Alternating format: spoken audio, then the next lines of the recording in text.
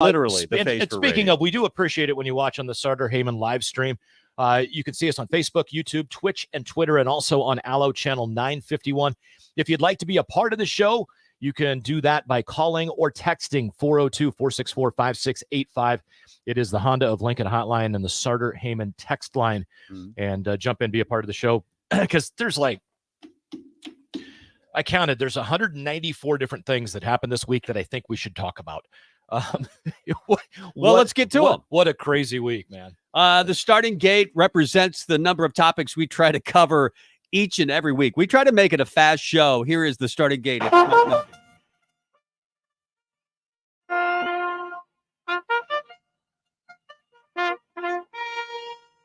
All right, Mike, take it. All right, so I got whiplash from what happened on Tuesday afternoon, Wednesday, Thursday, and then into Friday. So I'm going to start with the very first thing I jotted down for the starting gate was on Monday.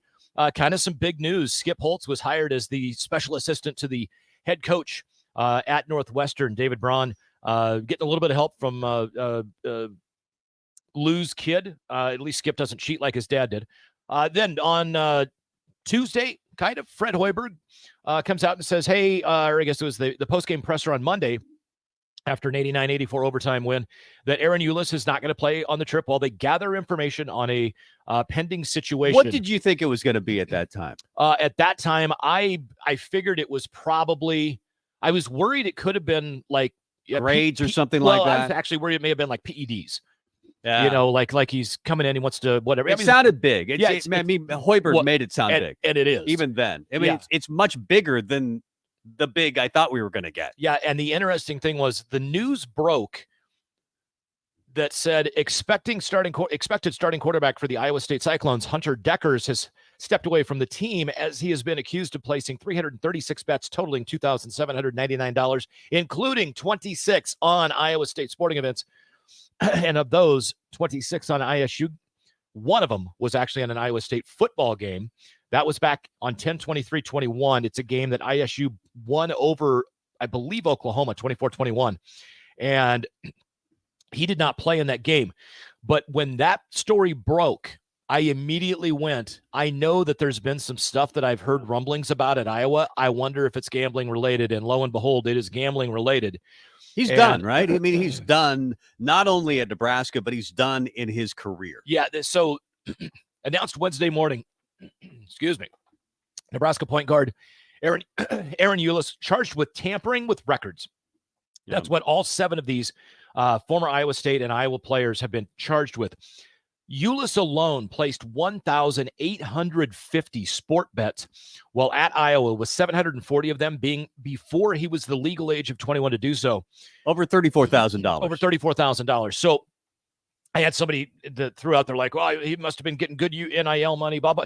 His brother played in the NBA, signed a big contract. Now, granted, he had injuries and he had to retire, all that. But, I mean, it's not like the kid's family didn't have money. So, and he used his brother's ID to get on this gambling site. So the bigger issue for him, according to NCAA regulations, if you gamble, it is you could be suspended for up to half a season or a full season, whatever it is. I can't remember the exact thing if you gamble at all. Then they find out about it. If you gamble on any of your school's games, not just your sport, they can rule that you're banned permanently from the NCAA. So I vaguely remember what happened to Pete Rose. Yeah, so you can't do this. Yeah.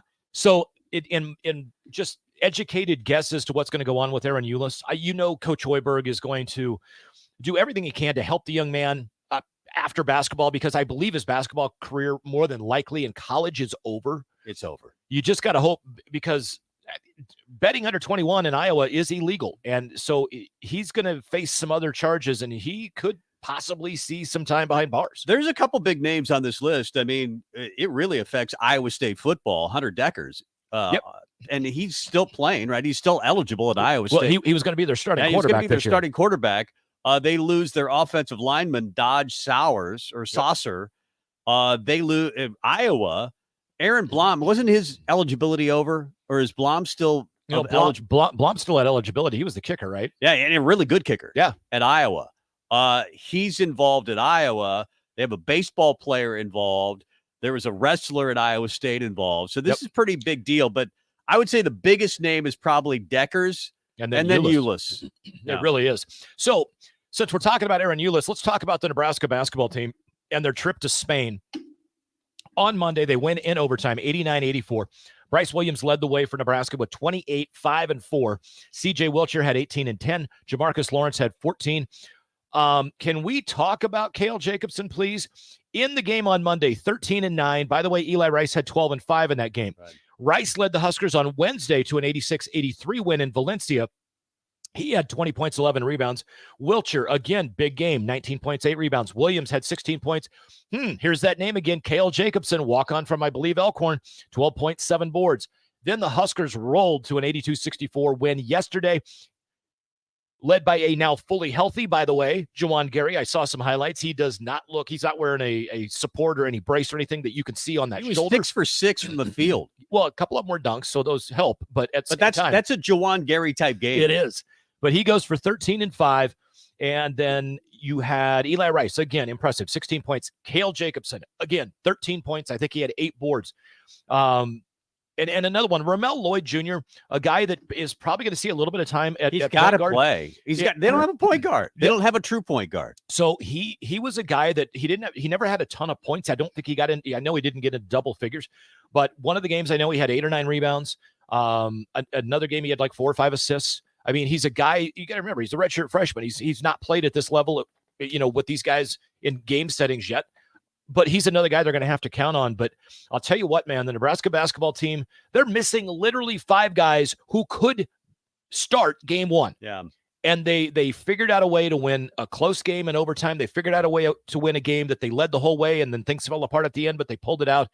And then, oh, by the way, what's the one thing you want to do if you got a 12-point lead at halftime?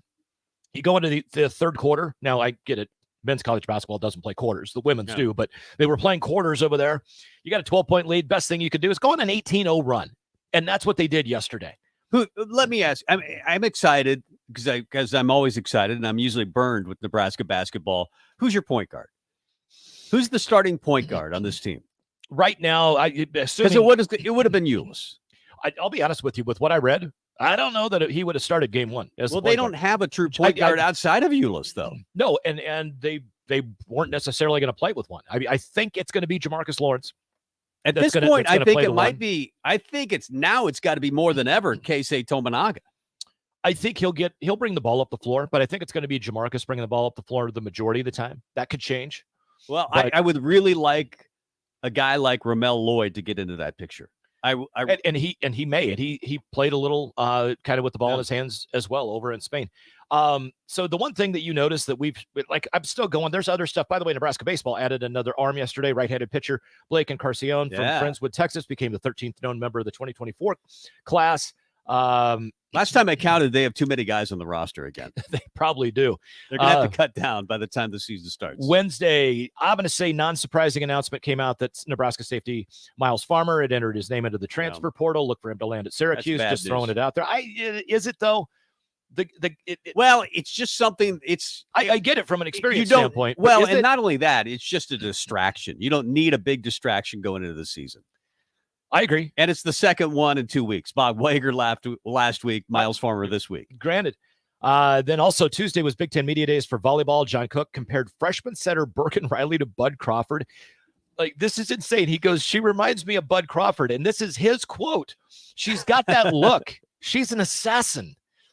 I hope she doesn't go to jail, but I know she's really good on the volleyball court. Yeah, there you go. Yeah. So all of that happened, and there's like 18 other stories that I was going to touch on. But, by the way, the absolute inept leadership shown by first Larry Scott out as the Pac-12 commissioner and new Pac-12 commissioner George Klivkoff continued this week. He's done as he has no job, so exactly. He's done as commissioner as well. Yeah, the Pac-12 is no more. At the end of do you think they become the Mountain West? I mean, because you have Oregon State, Washington State, Stanford and Stanford and Cal left.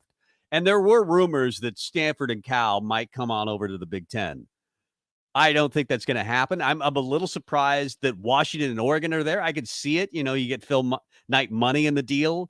And you get Washington history. I mean, they have a couple of national titles in football. But you don't get Phil Knight money. Phil Knight money goes to Oregon.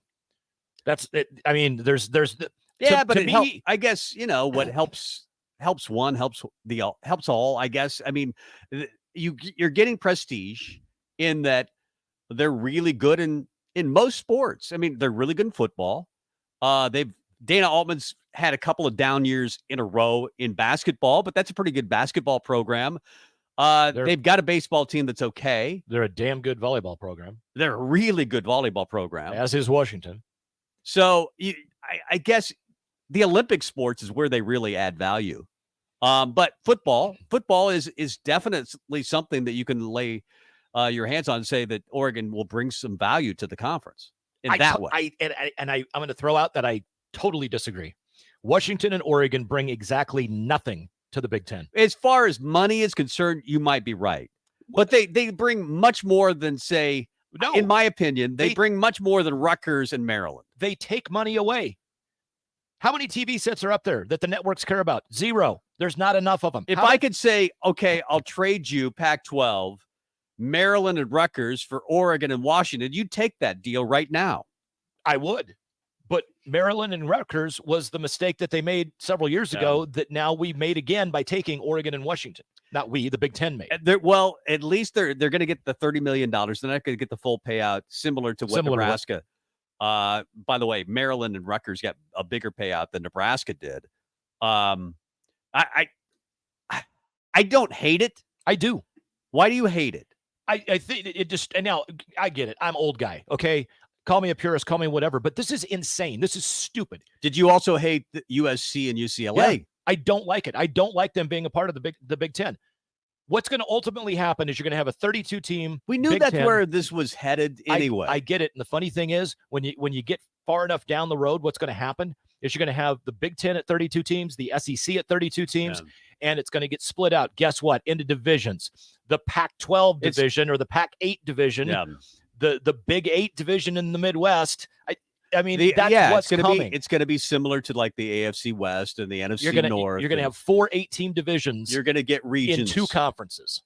So what's the big deal? I mean, it basically goes. You're basically going, after you do that, back to a conference. Let's fast forward and get that done, because to me, this is idiotic, and especially for the Olympic sports.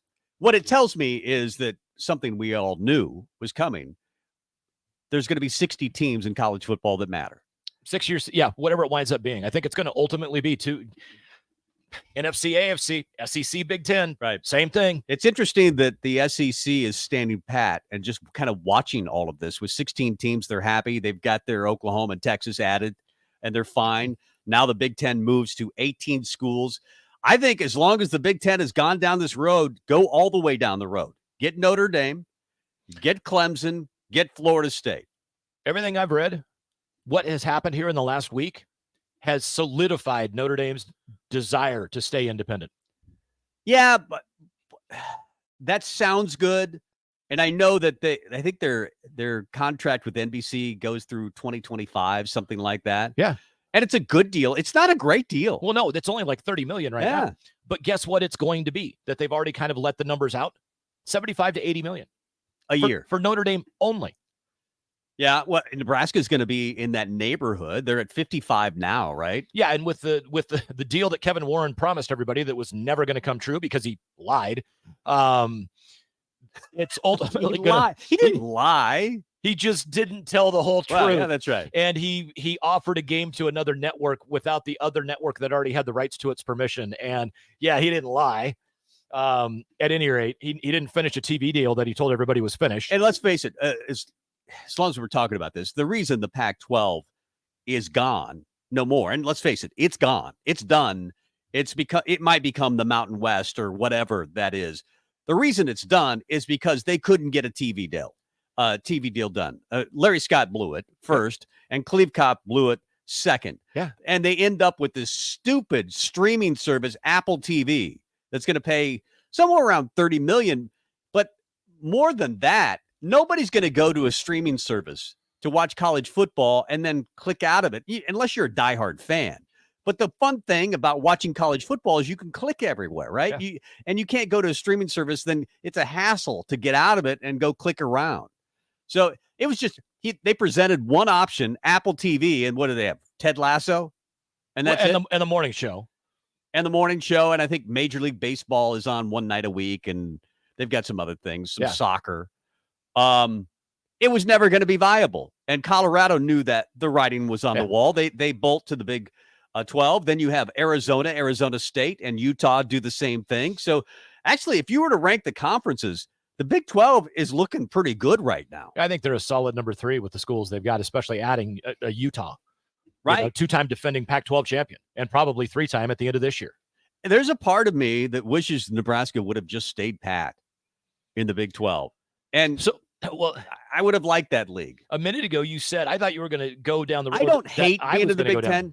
I don't hate being in the Big Ten, and I think it could be slightly sexy knowing that UCLA is coming and USC is coming. Maybe you can get into the big complaint about leaving the Big 12 is you couldn't recruit Texas anymore. Well, now you can recruit California at a really high level. Well, it wasn't that we couldn't recruit Texas. It was that Bo Pelini, Mike Riley, and Scott Frost chose not to recruit Texas because nothing has changed in that landscape. Well, Mike Riley's gone heavy into Texas without any Texas schools.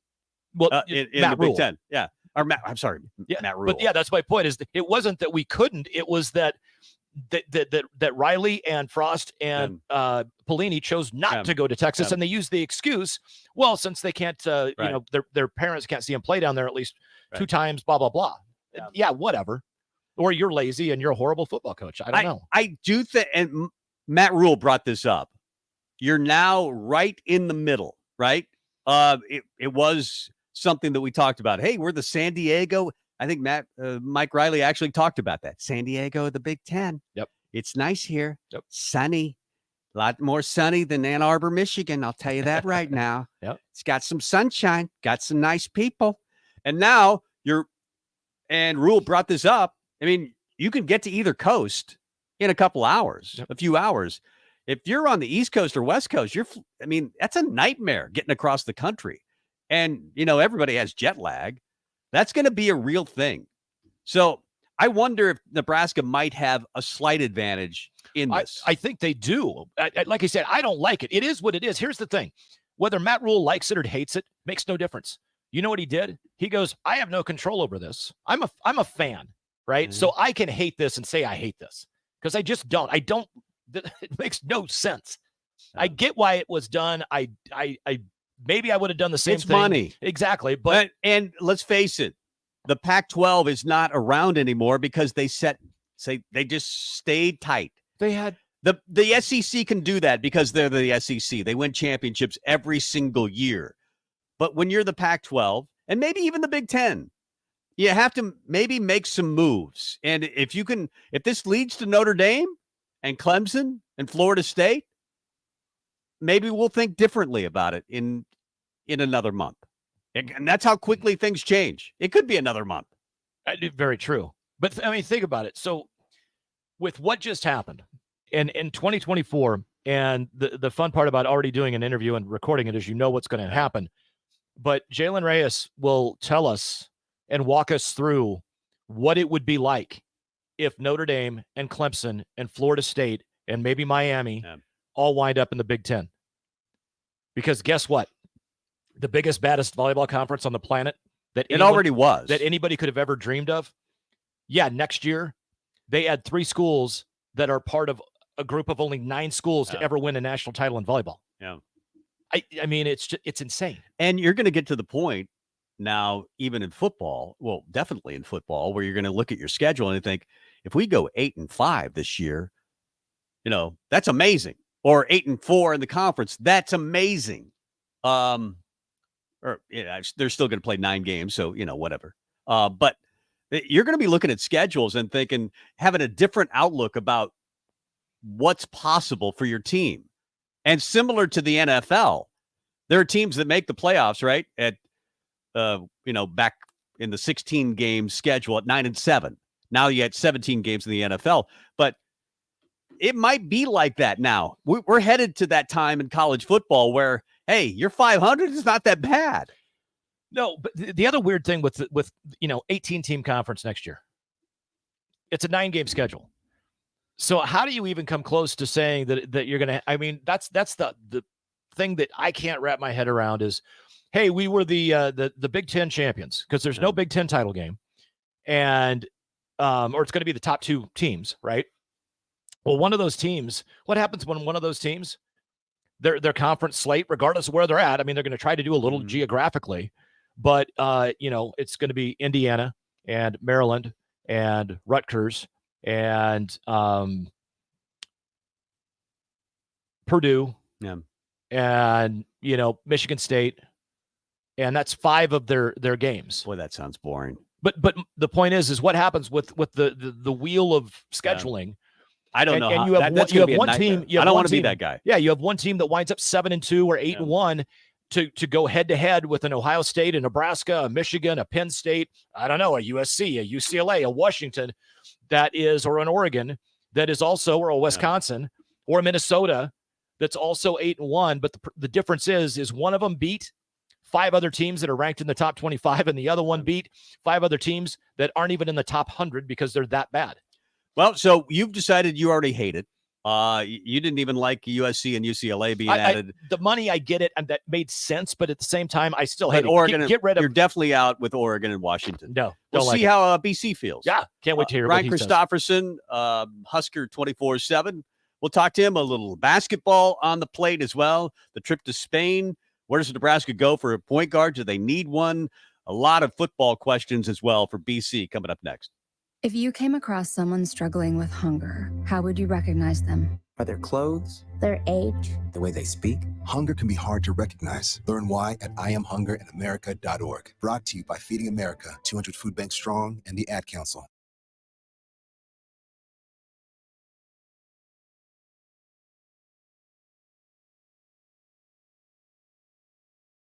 I think it's just vapor. Vaping is safer than smoking, isn't it?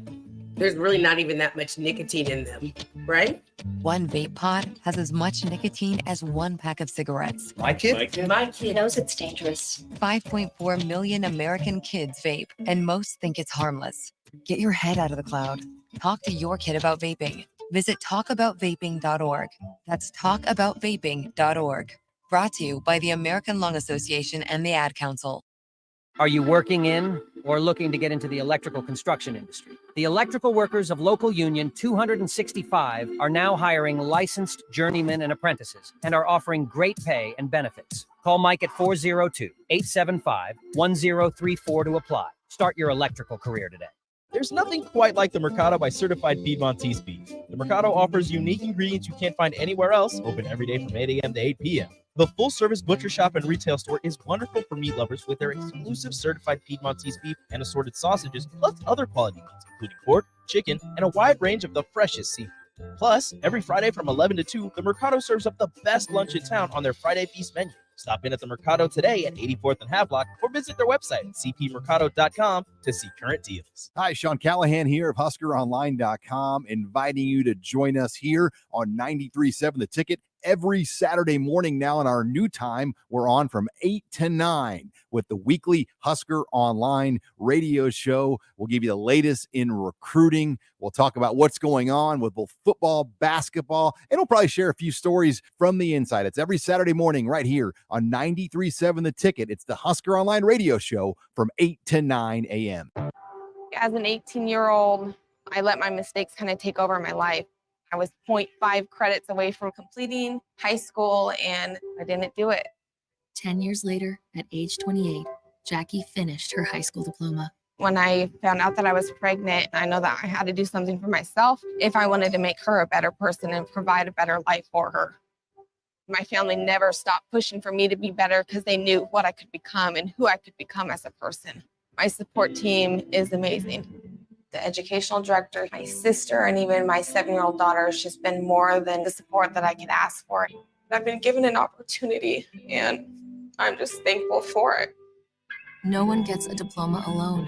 If you're thinking of finishing your high school diploma, you have help. Find free adult education classes near you at finishyourdiploma.org. That's finishyourdiploma.org. Brought to you by the Dollar General Literacy Foundation and the Ad Council. This is Sunday Rewind on 93.7 The Ticket and theticketfm.com.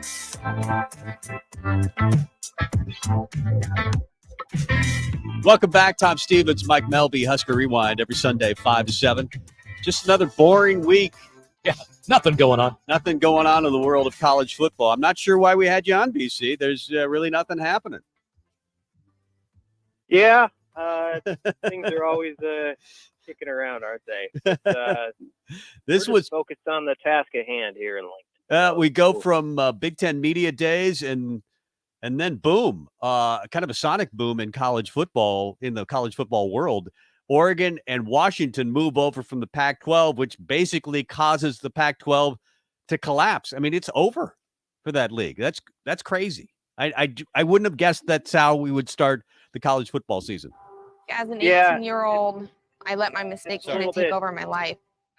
Sorry. There you go. No, that's all right. That's all right. Am I on? Yep. Yeah, You're on. yeah.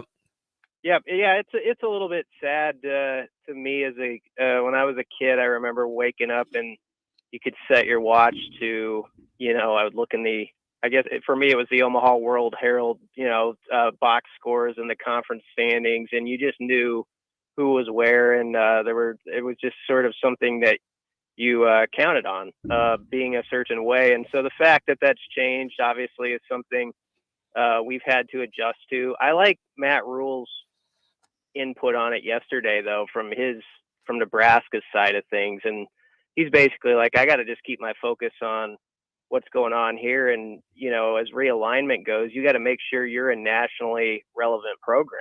You never know what the next move is going to be. So the important thing is, even though Nebraska does have like blue blood status from the past, you want to get this thing going again here pretty soon and make yourself, a marketable program in a lot of ways as people look over things with all that's going on in college sports. So I can't say I have strong feelings one way or the other. I'm kind of a nostalgic guy about college sports, so I probably side more with liking it how it was in 1992 sometimes, but we've all had to adjust to a lot of different things. And I like the fact that it seems like over in Nebraska's camp, they're just like, let's just get better here and win some games and take care of ourselves for if something more is happening down the line.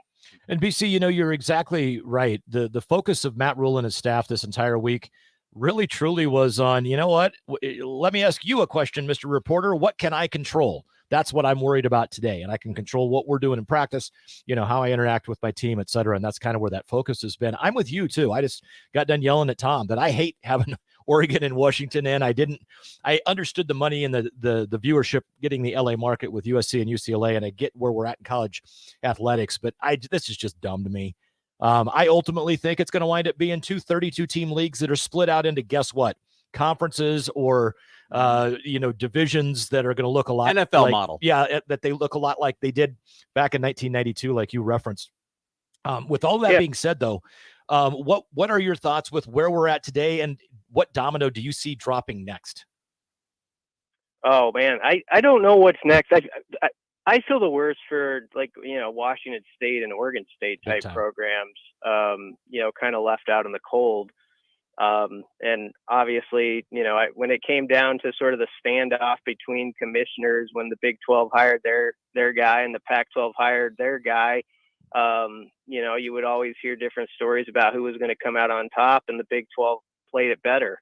And I think the Big 12 probably helped themselves and gave themselves a stronghold by the fact that they added some teams a couple of years back, which I think stabilized them with some of the TV execs and allowed them probably better contract situations and made them more attractive to those Pac-12 teams that were desperate. So I don't know what's next.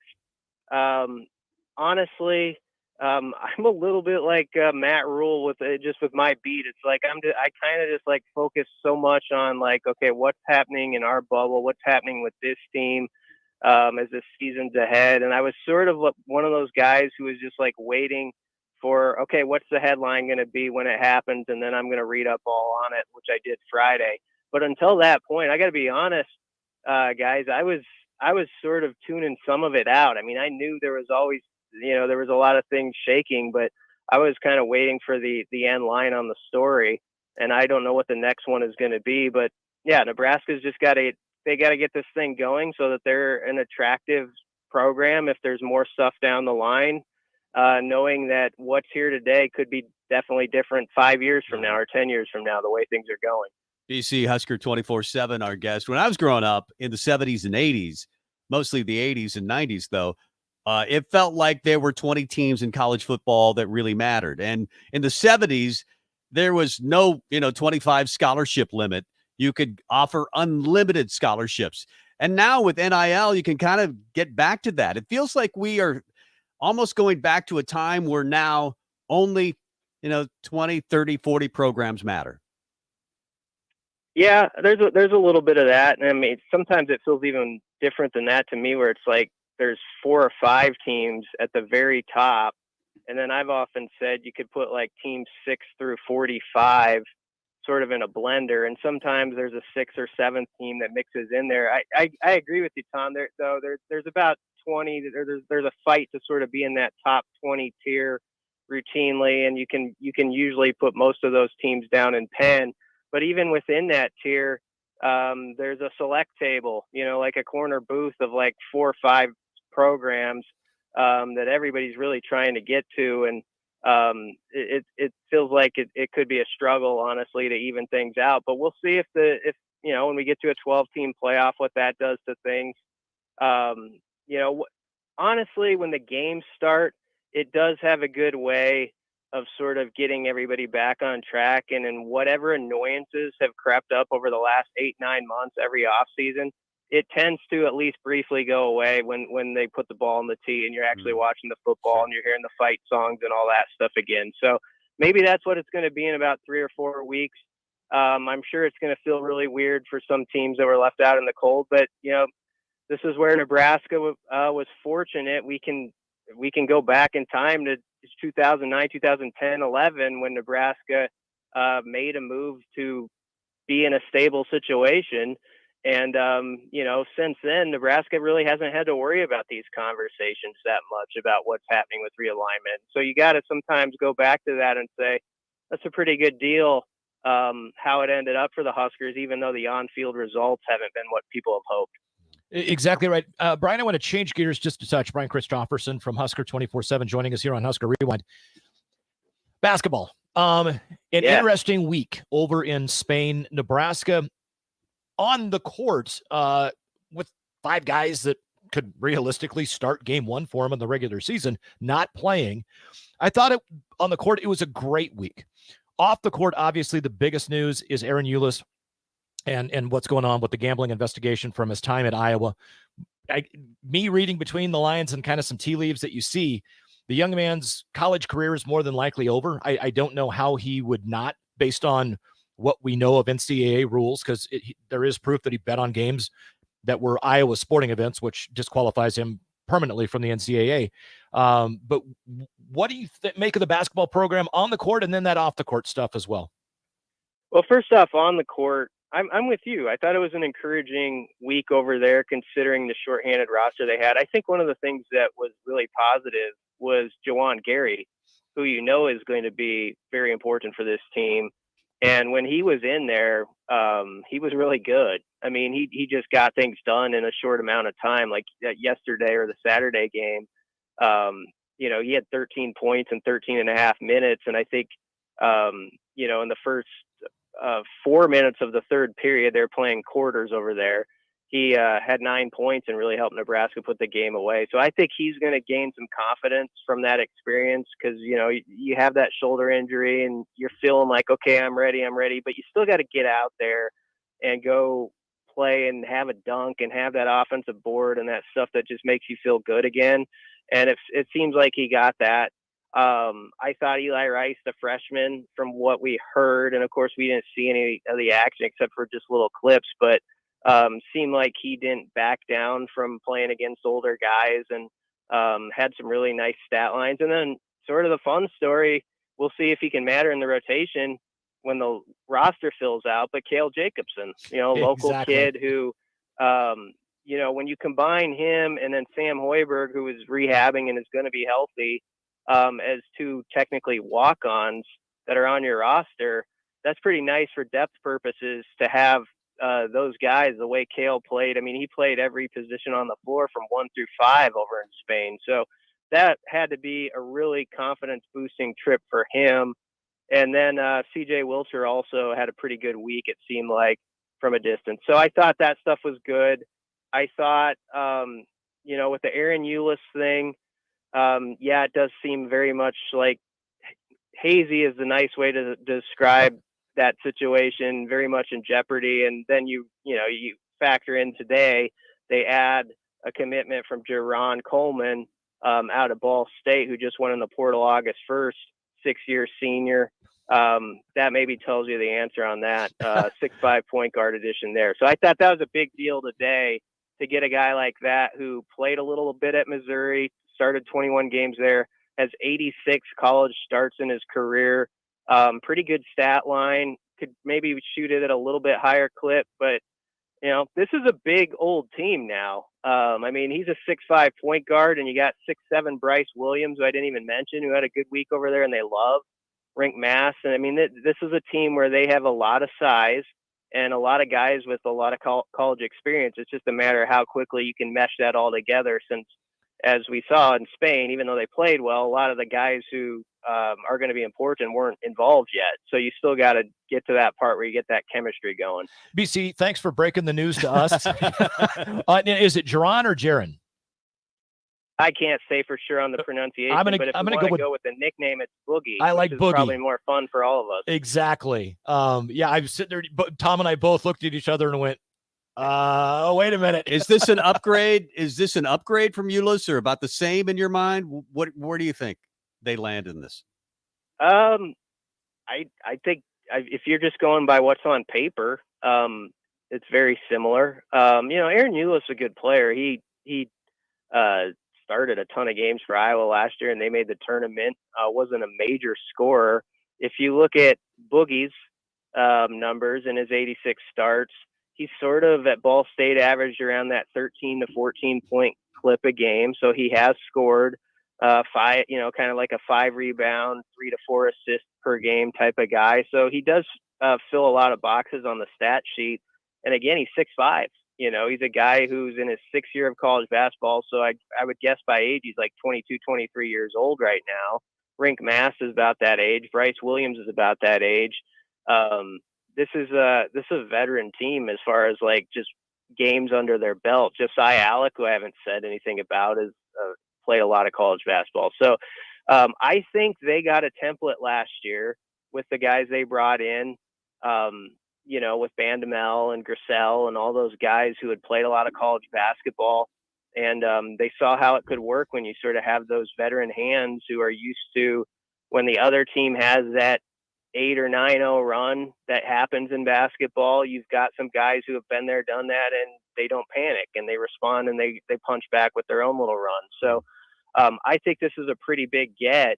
And for all the worry the last week about the Eulis situation, and we'll see how that plays out. They filled that spot basically if he's not available now. So that this is a huge story for Husker hoops. They've got all their scholarship spots filled now. It feels like an upgrade a little bit. He's 14 points a game, as you mentioned, 3.8 assists, 4.9 rebounds.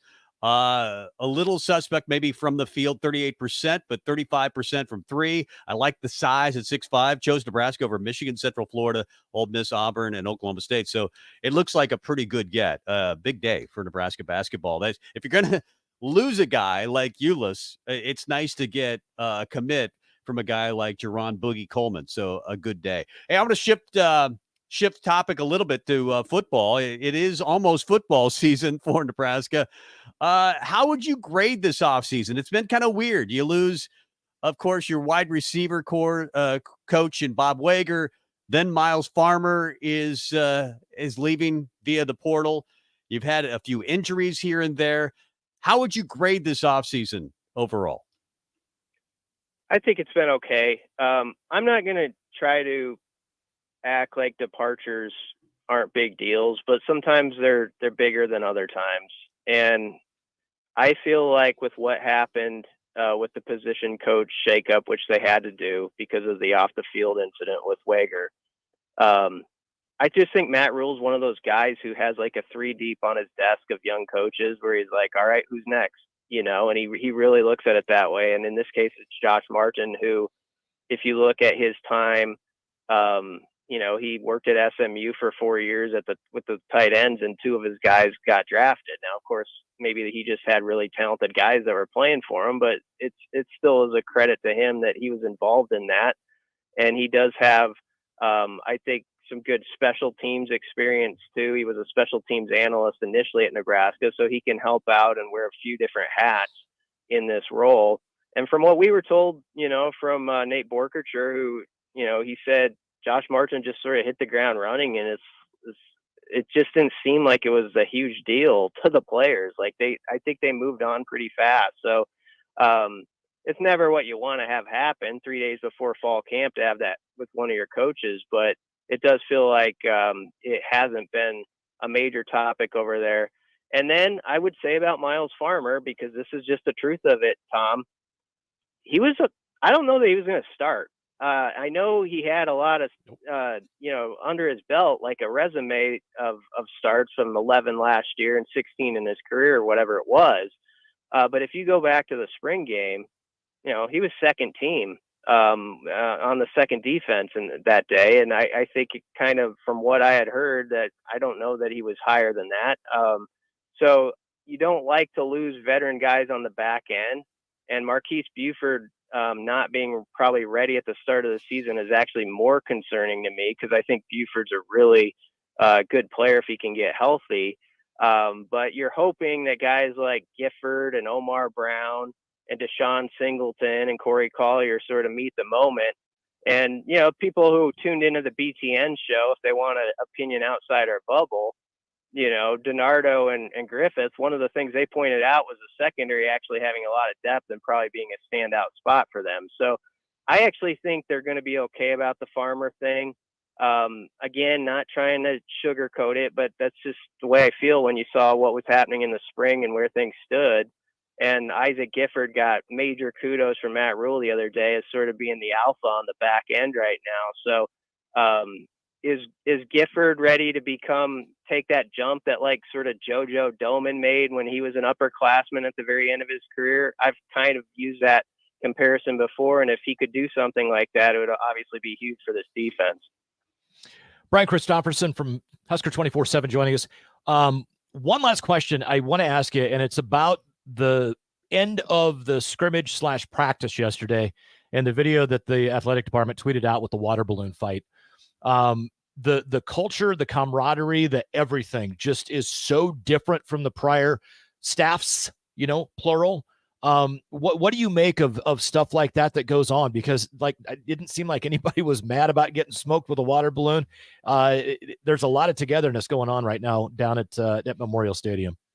Yeah, I think they've worked hard to do that, but at the same time, I think there's a balance between that and also understanding who the sheriff is, and that there is a certain tone that is set and expected, a standard that is expected. And if you sort of deviate from that, it's not going to be good for you. And I think that's what this team needs. Like, you know, it was sort of underplayed amongst the first week storylines, but caught my attention like when they sent Josh Fleeks home for a little bit. You know, that's a guy who played for Rule before and really knows his staff, and he was overweight. He didn't come to camp quite ready, and so they said, you got to go home for a bit. And you don't think that gets guys' attention? You know, like, okay, this is a guy who's been around the block with his staff, and you know, nobody's beyond having to meet a certain requirement for what's expected over there. So I think that stuff is important, that you have that balance of stuff where you can have fun and you realize like this doesn't have to be just something that stinks. I mean, sometimes camp can be really rough and it can get long and all that stuff, and you gotta lighten it up along the way. But I also think you do have to have that accountability, and I think there's a little bit more of that than there probably was previously. And we'll see if that matters when it counts. I think over time it will. The first season, there's going to be bumps in the road. There's going to be some guys who really buy in and some who don't. But, right now, from what you hear, it feels like it's tracking in a very good way, and guys are starting to believe in it. Hey, BC, thanks for the time, and thanks for the breaking news on the point guard commit. We appreciate it. Yeah. Thanks, yeah, BC. Thanks for having me, guys. You bet. There he goes, BC. Brian Christopherson, Husker 24/7. And real quick, I know we got to jump to break. Waterboy off the Sutter Heyman text line. The answer is Boogie eligible this season. Yes, he is. Oh, That's why he was brought in. Let's talk about Boogie. I think we because should. He's got a great nickname, and he looks like he's got a pretty good resume as well. Yep. We'll talk about him coming up next. As an 18-year-old, I let my mistakes kind of take over my life. I was 0.5 credits away from completing high school, and I didn't do it. 10 years later, at age 28, Jackie finished her high school diploma. When I found out that I was pregnant, I know that I had to do something for myself if I wanted to make her a better person and provide a better life for her. My family never stopped pushing for me to be better because they knew what I could become and who I could become as a person. My support team is amazing. The educational director, my sister, and even my 7-year-old daughter has just been more than the support that I could ask for. I've been given an opportunity, and I'm just thankful for it. No one gets a diploma alone. If you're thinking of finishing your high school diploma, you have help. Find free adult education classes near you at finishyourdiploma.org. That's finishyourdiploma.org. Brought to you by the Dollar General Literacy Foundation and the Ad Council. Hi, Sean Callahan here of HuskerOnline.com, inviting you to join us here on 93.7 The Ticket every Saturday morning now in our new time. We're on from 8 to 9 with the weekly Husker Online radio show. We'll give you the latest in recruiting. We'll talk about what's going on with both football, basketball, and we'll probably share a few stories from the inside. It's every Saturday morning right here on 93.7 The Ticket. It's the Husker Online radio show from 8 to 9 a.m. Victor deployed for the first time to Afghanistan in 2003. At 4 a.m, my phone rang. They said, "I regret to inform you that your husband was wounded in action." Victor sustained a moderate traumatic brain injury. I was doing school full time, and I was also then caring for Victor. One of the most important elements of caregiving is taking care of yourself. I just didn't want to forget that I also had goals and that I also had a life. What I did is I challenged Victor to meet me halfway. There are almost 6 million military and veteran caregivers across the nation. We have our own journey, and we can fulfill that journey at the same time that we are helping our loved one. Visit aarp.org/caregiving for a free military veterans guide to navigate your caregiving journey and better care for your loved one and yourself. Brought to you by AARP and the Ad Council. Adoption of teens from foster care is a topic not enough people know about, and we're here to change that. I'm April Dinwiddie, host of the new podcast, Navigating Adoption, presented by Adopt US Kids. Each episode brings you compelling real-life adoption stories told by the families that live them with commentary from experts. Visit adoptuskids.org/podcast or subscribe to Navigating Adoption, presented by Adopt US Kids. Brought to you by the U.S. Department of Health and Human Services Administration for Children and Families and the Ad Council. If you came across someone struggling with hunger, how would you recognize them? By their clothes, Their age. the way they speak. Hunger can be hard to recognize. Learn why at IamHungerInAmerica.org. Brought to you by Feeding America, 200 Food Banks Strong, and the Ad Council.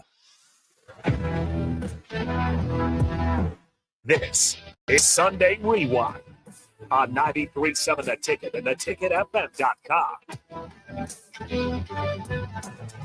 Welcome back to the Husker Rewind here on 93.7 The Ticket and theticketfm.com. Big thanks to Sutter Heyman for our Sutter Heyman live stream. You can watch the live stream on Facebook, YouTube, Twitch, and Twitter, and also on Allo Channel 951. Join the show on the Honda of Lincoln hotline or the Sutter Heyman text line, 402-464-5685. Big thanks to BC jumping on the VIP line, brought to you by Allo Fiber, where we understand the importance of exceptional service with local heart. Sorry to interrupt you, No but worries. he was on our show and he had the breaking news, but he also wrote the article on Jerron Boogie Coleman. So was he writing as he was talking to us? I know he's that talented. I think you and I was talking to Austin. Austin's going to be in to produce my show here in another hour or so. And I was like, when did this happen? No, we both looked at each other like it just had happened, not very soon before we had BC on the air. Yeah. That's big news for Nebraska basketball because I was really one of our topics tonight was going to be do you need a point guard? Do you need to go out and get a point guard? And this looks like not only did they go out and get a point guard, they got a point guard that's maybe better than Aaron Eulis. Well, the one thing Boston and I were just chatting about this, and I said the one thing that I always wondered about Aaron Eulis was they talk about how he started 32 games at Iowa. And my question was, how many games did he finish? I don't care if he started. When it was crunch time and it was the end of the game, was he on the floor? The answer was no. Not a great shooter. He was not a great shooter. And I mean, I'm not saying he's a bad player or whatever, but it was just one of those where it's like, was he the guy that was knocking down 90% of his free throws in the last 5 minutes of a game because he's the point guard and he's going to, grab the ball, make sure he gets fouled.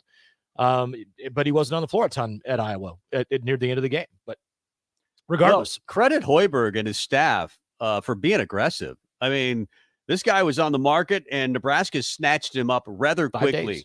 He's a 6th-year point guard, so he has experience, played 30 games at Ball State a season ago, was All-MAC, second-team All-MAC. He played for former Husker assistant Michael Lewis there at Ball State, averaged 14 points, almost 5 points, or 5 rebounds, I should say, and 4 assists per game. You wonder about the three-point shooting, but Nebraska has a number of three-point shooters, so I wouldn't think you'd be able to hone in on him. And he has shot like 47% in his career. Well, I'm just saying, he's at 35%. That's not bad. That's not bad. And he's big. He's 6'5", 210. Spent 1 year at Missouri before returning last season to play for the Cardinals in Muncie, Indiana. At Missouri, he started 21 games in the 21-22 season, averaged 8.6, 3.4, and rebounds, and 2.8 assists a game. So nice resume. I mean, and you don't need him necessarily to average 14 points a game. Well, I'll tell you right now, if he comes in and averages 14 points a game, then we're going to be scoring about 130 a game because there's some guys that can fill up the bucket. The one thing, though, I mean, we're all happy about it just because I'm really happy we were wondering about do they need to go get a point guard? Obviously, Fred Hoiberg felt that they did. And the key question right now is, how does he fit in and get along with the guys? Granted, it's not his nickname is Boogie. How could you not like a guy nickname Boogie? But on the floor, chemistry wise, he's got a very limited amount of time here because you're looking at basically August, September, and October. So he's got 90 days ish of some pickup games, some practice time, some time in the weight room, etc., with his teammates to kind of get used to him, to understand the way things work here. And the nice thing is, I have heard a ton of coaches. This goes back to my early days when I started helping out with the Nebraska softball team, doing play-by-play for them, and all through hockey stuff. A head coach says, you want to be good, get old and stay old. 5 words: get old and stay old. He's old. And Fred 18 plus 6. I'm guessing he's 24. Yeah. I mean, the number of games and years of experience on the Nebraska basketball roster this year is substantial. And it's they're impressive. not alone in this. I think a lot of teams are getting older just because the transfer portal has become so popular, and because of COVID made everybody just a lot older in the world of college basketball. But I think this allows you to maybe groom Jamarcus Lawrence to become the next point, or, Keisei Tamanaga to play point this year. I think you've got now options, is what I'm saying. Maybe Ramel Lloyd does become the point guard, but I just thought you needed a guy with experience to play the point, and now you've got one. Well, yeah, I was going to say, Keisei's not going to be playing as much point as he was if Boogie Coleman was not going to be playing for Nebraska this year. Right. I can tell you that right now. I just think it's a great pickup, and I'm excited. They go 3-0 in Spain, and they had very few players available. Yeah, they only had 9 guys available, and Cale Jacobson, and it's a great story and all that stuff. But at the end of the day, man, this young man went out. Bottom line, what do you do when you are presented with an opportunity? Yeah. Do you shy away from it, or do you take the challenge head on and do you run with it? And I mean, Cale Jacobson had an opportunity this week over in Spain to get some quality minutes. And let's see, he ran the point for a while. Then he was a shooting guard for a while. Then he was a small forward. Then he was playing the 4. And then, oh, by the way, he played in the post. He played all 5 spots, all 3 games, and put up solid numbers. I think he was double digits every game. He had 7, 8, 9 rebounds every game. Tell me, if you got a kid his size with his versatility that can give you 10 minutes and 5 points and 3 boards a game, right, or 3 points and 8 boards a game. I mean, we saw the value of another walk-on, Sam Hoiberg, who didn't play in Spain. This gives you another option. Also, I'm a little excited on the improvement of CJ Wilcher. He had a nice trip to Spain. He played really well. He rebounded well. It sounded like he passed the ball well. He could still shoot it. Of course, that's the biggest thing that he brings. I didn't hear a ton about Jamarcus Lawrence, but we know what he can do. You didn't have Blaise Keita available. You didn't have Keisei Tamanaga available. You didn't have a lot of guys. Bryce Williams did play. Eli Rice was impressive, but Josiah Alec was not available. Rick Mask was not available, and yet they still went 3-0. That was pretty good. That was a pretty good trip. Well, it really was. And you got quality minutes for a young man, Ramel Lloyd Jr., who's going to figure into the rotation in some way, shape, or form this year. I know one game he had 8 or 9 rebounds. Never lit it up from a scoring standpoint, but it seems like he played solid. I always have said I am a bigger basketball fan than I am a football fan. I've always said that as well. But I'm so stoked about both sports right now. And quite honestly, I'm really excited about the baseball team moving forward as well. Nebraska athletics as a whole, Nebraska athletics fans, stop for 5 seconds and think about this. You've got Matt Rule, who everybody thinks is doing a pretty good job. And, maybe this year isn't, a 10-2 and surprise the world, shock the world thing. Maybe it's an 8-4, maybe it's 7-6, whatever it winds up being. But football's trending right. Yeah, definitely. Basketball seems to, Fred has found a formula. It seems to be working. There's tons of promise and some now proof to go with that promise. Volleyball, insane. Oh my gosh. And then Ron Revelle on the softball team, adding Jordy Ball, and the baseball team, Rob Childress coming back. Look at what St. Clair, fun time to be a Nebraska fan. St. Clair did with the track and field team. I mean, every sport at Nebraska right now, you've got to be excited about it. I'm excited.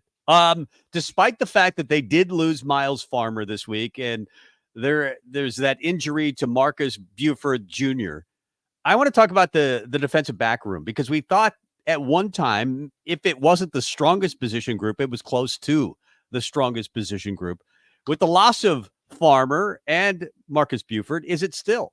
Let's talk a little Nebraska football. That's partly why we do a show every Sunday night, 5 to 7. Mike Melby, Tom Stevens, back with more after this. If you came across someone struggling with hunger, how would you recognize them? By their clothes, Their age. the way they speak. Hunger can be hard to recognize. Learn why at IamHungerInAmerica.org. Brought to you by Feeding America, 200 Food Banks Strong, and the Ad Council.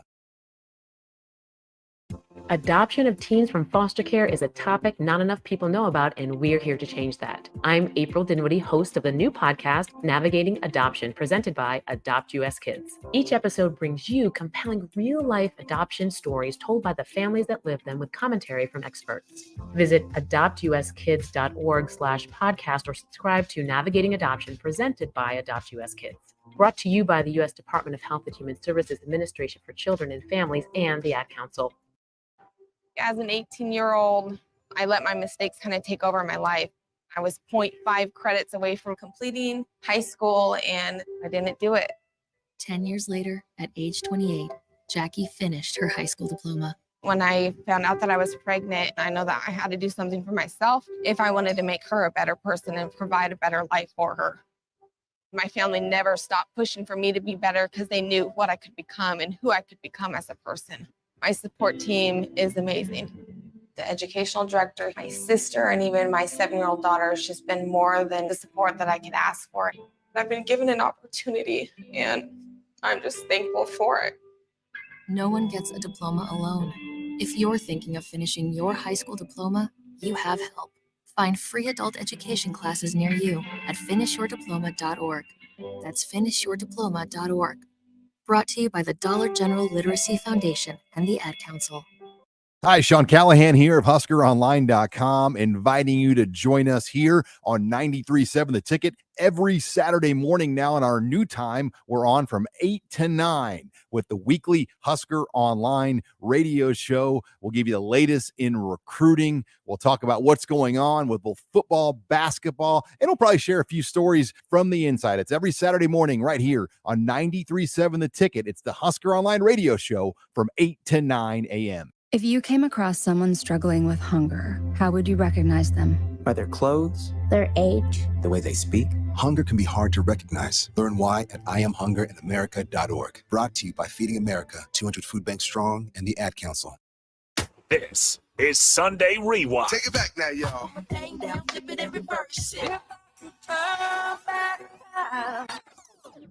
On 93.7 The Ticket and theticketfm.com. Now, here are your hosts, Tom Stevens and Mike Melby. Welcome back, Husker Rewind, second hour. Tom Stevens, Mike Melby. I always like when we get breaking news on the show. Well, and I don't know that it was breaking necessarily on our show because Austin knew about it before he came in. But did he? You and I we do our research, and then it's study the research that we did an hour or two before the show. Yeah. And at some point during that time, Boogie Coleman said, "Hey, I want to be in." It had to have happened sometime between 4 and 5. So that was breaking for me. Yeah, exactly. And I think it's a good get for Nebraska basketball. Jerron Boogie Coleman, 6'5", 210, a Ball State transfer, averaged 14 points a game. Got a nice little resume in Nebraska. Again, I don't think they need him to average 14 points a game, but it's just nice that they've got a point guard. And I think maybe an upgrade, possibly. We'll find out from Aaron Eulis, who we expect to no longer be with Nebraska basketball, but we'll find out. Another guy that's no longer with Husker sports, no longer playing Husker football, Miles Farmer, jumped into the transfer portal last week. At one time, because he had started so many games at Nebraska, you thought he was the starting safety for Nebraska. And I thought it was interesting that BC said, I don't know if he would have even started this year. Well, no, and that was the thing. It surprised me in the spring when he was not kind of what you would think with the number one group at the time. And I thought it kind of spoke volumes. And then with, he had the off-field issue last year. And it'd be back of your mind. You wonder, I wonder what's going on with him. And, ultimately there's a new set of rules. I think you said it earlier. There's a new sheriff in town. And the rules are maybe they're not different, but maybe they're just adhered to and enforced a little bit differently. So. Right. Well, I expected him to play a lot, if not start this year, but he's in the portal. He's gone. And then Marcus Buford Jr., who has played a lot of football for Nebraska early in his career still, but he was injured last year and he's still nursing an injury. So he may not be available until maybe a few weeks into the season. So there's a couple of guys that you thought could start for Nebraska. Isaac Gifford now has become kind of that lead dog in the secondary. At least if you're talking about replacing Miles Farmer, it looks like Isaac Gifford will get that gig.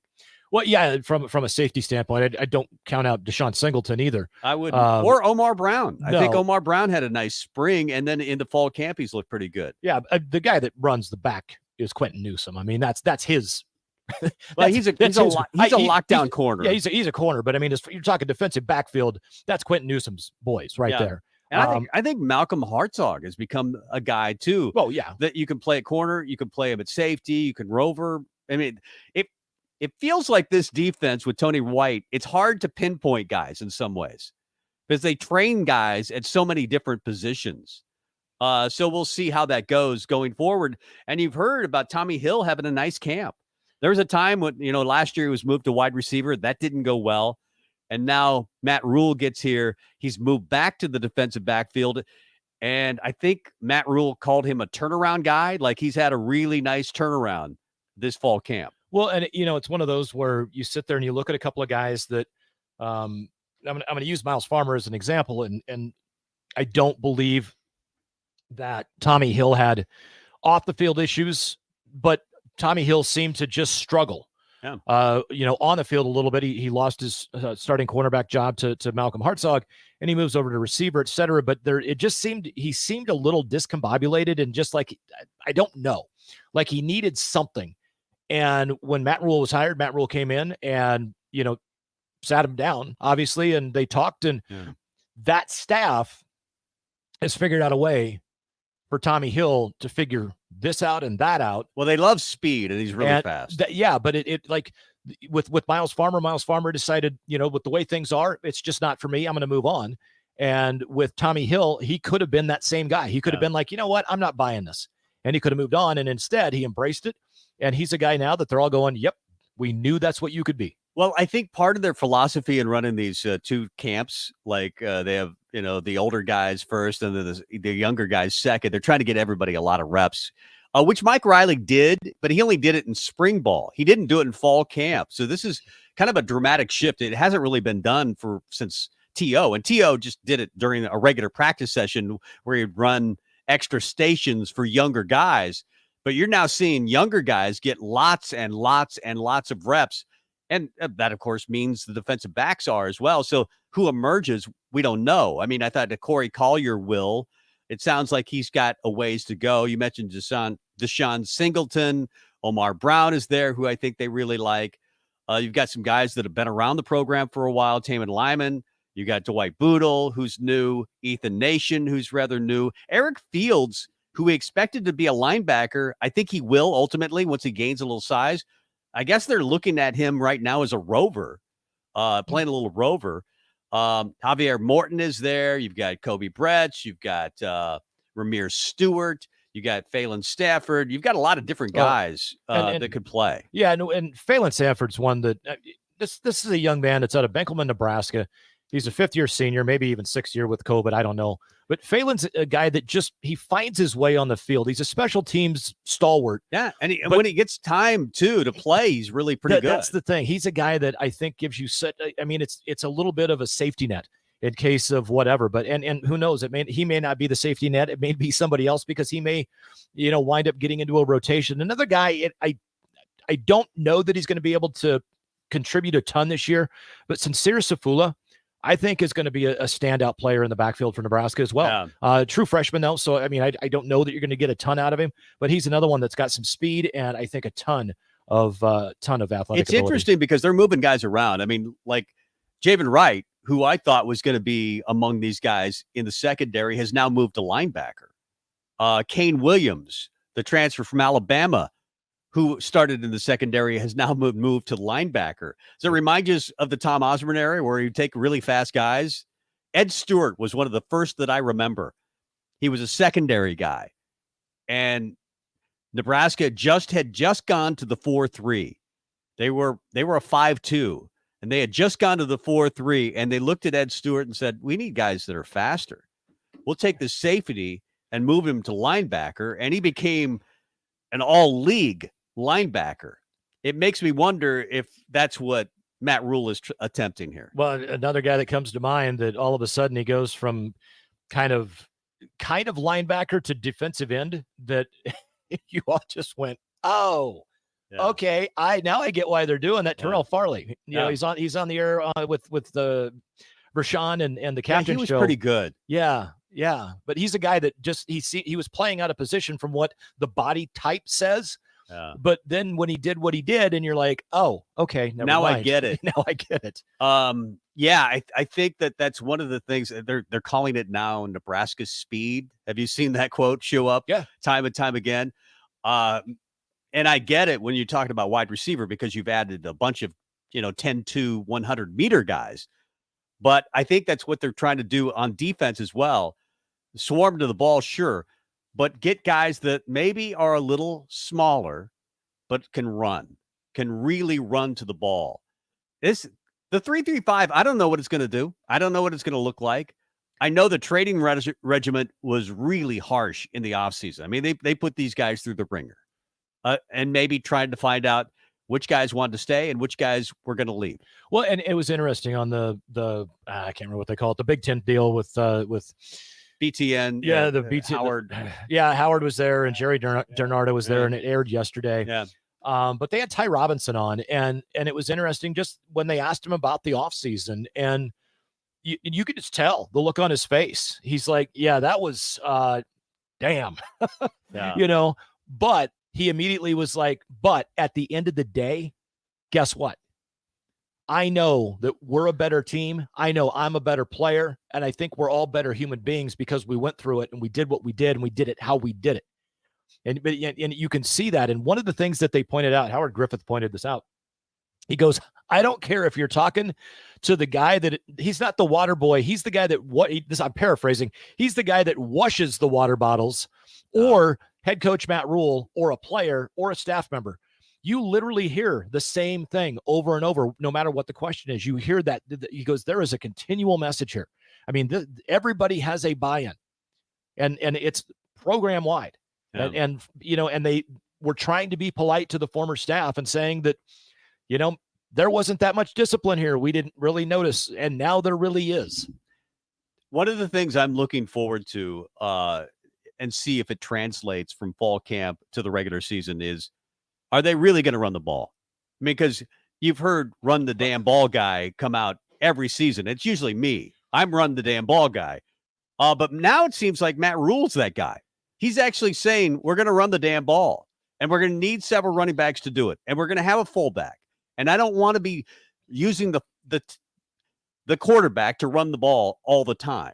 That's the thing I think I am most curious to find out if it's really true during the regular season. Unknown texture on the Starter Heyman text line just said, of course we're going to run the ball. Nothing he has said has been false, and he's not Mark Whipple. No, Mr. Whipple, don't squeeze the Charmin, please. But I mean, because everybody's got to, it's the old saying, everybody's got a plan until they get smacked in the face. Everybody's got a plan until you get, 1 yard in a cloud of dust on first down, 1 yard in a cloud of dust on second down, and then you're, 3rd and 8 against Minnesota. What do? Do you give up on the run, or do you keep grinding? I hope they keep grinding and find a way to run the ball. But that's the difference. Everything's, the plan's there till you get punched in the face. Everything I've seen from Matt Rule and his staff since they've been at Nebraska, and when you look back at his second and third year at Baylor and his second, third, and fourth year at Temple, the thing is, Matt Rule knows they're going to get punched in the face. And what he has, alluded to in interviews is we do situational, at Big Ten Media Days. He goes, it's 4th and 1 in our building every day. Yeah. And they're focused on situational football. Day in, day out, practice in, practice out. It's not go through this, go through that, individual. No, hey, everybody, right now, it's 3rd and goal. Everybody line up, ones against ones. Let's do this. Or it's they're situational. So when Nebraska gets punched in the mouth against Minnesota, against Colorado, against anybody and everybody they play, I really, truly believe that Matt Rule and this staff have got an answer on what they need to do to punch back. I really like Matt Rule. I like him a lot. But when people ask me how Nebraska is going to do this year, I basically say, I don't know. I've been burned so many times predicting games. I was one of those who bought in full force that Scott Frost was the man, that he was going to do it. I know you weren't one. You never believed. And you've always believed in Rule. And you were one of the first to say, I think he's going to be our next head coach. And you turned out to be right. Yeah, that was back when we when we covered that in the starting gate back last October. I actually said, Carolina fired Nebraska's next head coach. I've got the audio clip. We'll have to throw it into a and I love him, and I love that he does have a plan and that he wants to run the football. I just need to see evidence. It doesn't help when I see that Teddy Prohaska is injured again. Because I like Corcoran. I like Turner Corcoran. I think he's a good player. I don't think he's an offensive tackle. He really struggled last year. And maybe a second year in Dominic in Dylan Raiola's it's Dominic. Yeah. It's Dominic Raiola's offense that he'll be a new man. I'm not convinced of that. So you already have lost Teddy Prohaska, maybe through game 1 or 2. We'll see. And you're telling me you're still going to run the football when they couldn't run it last year. But I'm going to tell you right now that Teddy Prohaska, fully healthy, or, to where as healthy as he had been at the start of fall camp, was not the starter. Turner Corcoran has been with the first team. Yeah. This entire start of fall camp. So I get what you're saying. And I know what you're talking about with Turner Corcoran, and but they couldn't run it with Turner Corcoran last year. Flexibility and mobility was something that he struggled a little bit with. So did some of the other guys. But at the end of the day, when Teddy Prohaska went down. He was part of the number 2 offense. He wasn't a starter. Yeah. I get what he showed those first 4 games as a freshman, and he's, fighting injuries, and the guy may wind up being an all-conference player here before it's said and done. But right now, from everything that we heard and saw and has been printed, Turner Corcoran was ahead of him on the depth chart right now. I remember Andy Janovich running for a 56-yard touchdown, I believe it was, against Wisconsin. Yep. And we had Rob Zadiska on the show like that Monday after the touchdown. He goes, I didn't even care that we lost. Fullback. Yep. And we were like, yeah, you're right. And I think a lot of Nebraska fans feel the same way. We're going to have a fullback, and they might use him. Who cares if he just lines up and he's kind of an H-back and he's just there to slam into somebody? We've got a fullback back. That kind of excites me. What's that going to look like? Because doesn't feel to a certain extent like Nebraska is now Wisconsin, at least as far as what they're saying, and Wisconsin is now what Scott Frost was. Like they've switched identities in less than 3 months. Yeah, it really is. Now, I think you've got in Luke Fickell, and this is coming straight from Bill Bush, who we had on the show a couple of weeks ago. He likes him a lot. He likes him a lot. And with Luke Fickell, you have somebody with the belief in that wide open spread offense that Scott Frost ran, that everybody in the AAC runs, okay, that Fickell ran at Cincinnati that got him in a playoff. He has that knowledge and that ability to coach that up, but he has the drive and the work ethic that Matt Rule is showing Nebraska fans that he has. Yeah. So he thinks that that's going to be successful at Wisconsin, where you and I are, well, specifically me, I can't speak for you. I don't know if you are really not sold, because I'm saying, hey, I just Nebraska don't know. tried it and it didn't work. I honestly don't know. It's what I want Nebraska to be. What Wisconsin, I've always said this. Barry Alvarez coached high school football in Nebraska. He coached on the Husker football staff under Bob Devaney. Then he took everything good about Nebraska football and moved it to Madison, Wisconsin. Yep. And now we're kind of hopefully getting it. And if we are getting it, I'm overjoyed. What it's called is an identity. I would be overjoyed to have an identity at Nebraska, because I can't remember the last time Nebraska really had one. Crickets. Well, one that you believed in. How about that? There was an identity under Bo Pelini, but it was Bo Pelini that was the identity. The identity under Pelini was just simply us against the world, and it's like that's great for a couple of games, but that's all it was, day in, day out. It was just Mike Riley. I don't know record. what the identity was with Mike Riley. Patsy football. It was soft football. With Scott Frost, I thought we were going to get it. I thought we were going back to the good times, going back to the 90s. That didn't happen. No. And I don't know if honestly, again, I don't know if it's going to happen under Rule. I like everything he says. I like everything he has done so far. And if they're going to run the football, I'm very excited. I'd like them to run the football effectively. But if they're going to run the football, that's a start. Well, and one of the key things, and I've thrown this out numerous times on this show because it's something Matt Rule said, and I'm like, you know what? When it gets to be game time in fourth quarter at Minnesota, the way I'm going to tell whether or not, and I'm going to keep track. The way I'm going to tell whether or not we are going to win a game that's going to be close at the end is as the fourth quarter goes on and we're running the football, how close to 75 yards are we getting in that quarter? You know what I like about what you just said? You said we like three different. A lot of reporters hate that we say we. It's we. We've been Husker football fans since we were born, and I have no problem saying we. Well, I like we. I do too, and I'm one that I know it's not right. I know I have nothing to do with the program, but it's okay. The buy-in and the love that I have for it. We've bought enough popcorn and hot dogs and sat through a lot of crappy Nebraska football and basketball, where Especially I think basketball. we've earned the right to say we. I think we've earned it. I think all of Husker Nation has, but at the same time, we're not the guys and gals that are out on the field and on the court.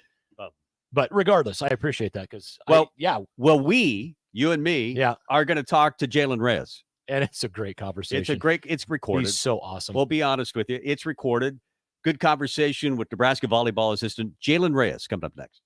Hi, Sean Callahan here of HuskerOnline.com, inviting you to join us here on 93.7 The Ticket every Saturday morning now in our new time. We're on from 8 to 9 with the weekly Husker Online radio show. We'll give you the latest in recruiting. We'll talk about what's going on with both football, basketball, and we'll probably share a few stories from the inside. It's every Saturday morning right here on 93.7 The Ticket. It's the Husker Online radio show from 8 to 9 a.m. The Ticket Water Cooler. There were a lot of situations where all you needed was that kind of 2-minute drill. That was it. Nebraska never was able, under Scott Frost, to really get one of those things going. The 2-minute drill and the ability to move productively, move the ball, has been a complete failure for Nebraska over the last few years. I think a big part of being successful in that is having a quarterback that can move, and we know Jeff Sims can move, probably out of a lot of situations. Victor deployed for the first time to Afghanistan in 2003. At 4 a.m, my phone rang. They said, "I regret to inform you that your husband was wounded in action." Victor sustained a moderate traumatic brain injury. I was doing school full time, and I was also then caring for Victor. One of the most important elements of caregiving is taking care of yourself. I just didn't want to forget that I also had goals and that I also had a life. What I did is I challenged Victor to meet me halfway. There are almost 6 million military and veteran caregivers across the nation. We have our own journey, and we can fulfill that journey at the same time that we are helping our loved one. Visit aarp.org/caregiving for a free military veterans guide to navigate your caregiving journey and better care for your loved one and yourself. Brought to you by AARP and the Ad Council. I think it's just vapor. Vaping is safer than smoking, isn't it? There's really not even that much nicotine in them, right? One vape pod has as much nicotine as one pack of cigarettes. My kid knows it's dangerous. 5.4 million American kids vape, and most think it's harmless. Get your head out of the cloud. Talk to your kid about vaping. Visit talkaboutvaping.org. That's talkaboutvaping.org. Brought to you by the American Lung Association and the Ad Council. This is Sunday Rewind on 93.7 The Ticket and theticketfm.com. Welcome back. Tom Stevens, Mike Melby, Husker Rewind every Sunday, 5 to 7. As we welcome in Nebraska volleyball assistant Jalen Reyes. Hey, Jalen, how you doing? I'm good, Tom. How's it going? Good. We're getting close to a season. What are you thinking about most right now? The 19 days before your first game, Utah State, 13 days before the red-white game, or, of course, 24 days until you play Omaha Memorial Stadium? I would say all the above, and honestly, just looking forward to our first practice in a couple of days. And but yeah, those all 3 dates I'm looking very, very much forward to. I don't know if I could pick one. If you made me pick one, you know, I'm always the next game kind of guy, but I heard August 30th is going to be kind of a party, so I'm maybe looking forward to that one too. Jalen, I got to ask you, are you a fan of Scotty McCreery? I mean, I know it's the minor portion of that day, but were you excited when Scotty McCreery was announced as the musical artist?